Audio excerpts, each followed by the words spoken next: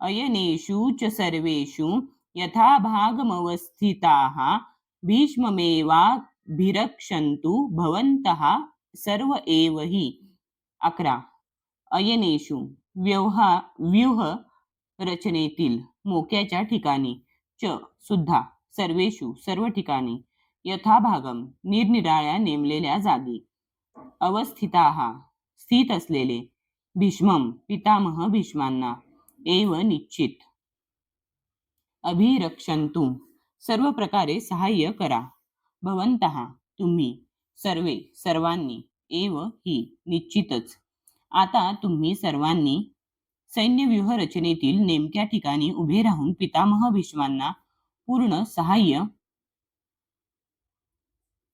सहाय्य केले पाहिजे.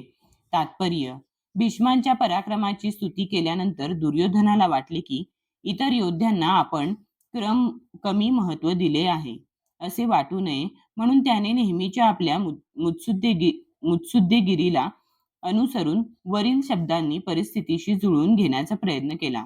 त्याने ठामपणे सांगितले की भीष्मदेव हे निसंशय सर्वश्रेष्ठ योद्धे आहेत, पण ते वृद्ध असल्या कारणाने त्यांचे सर्व बाजूंनी रक्षण करण्याचा प्रत्येकाने विचार केला पाहिजे. कदाचित ते एकाच बाजूला युद्ध करण्यात गुंतले असतील आणि इतर बाजूने शत्रू या संधीचा फायदा उठवू शकेल, म्हणून इतर योद्ध्यांनी आपली मोक्याची ठिकाणे न सोडता शत्रूला व्यूहरचना भेदू न देणे हे महत्वाचे होते. कुरूंचा विजय हा भीष्मदेवांच्या उपस्थितीवरच अवलंबून आहे, हे दुर्योधनाला स्पष्टपणे कळून आले.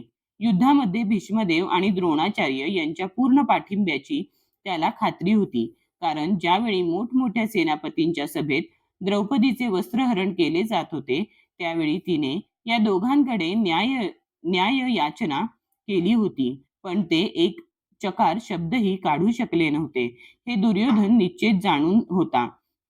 या दोघांच्या मनात पांडवांबद्दल जिव्हाळा असला तरी द्यूतक्रीडेप्रमाणेच आताही ते या जिव्हाळ्याचा त्याग करतील अशी त्याला आशा होती.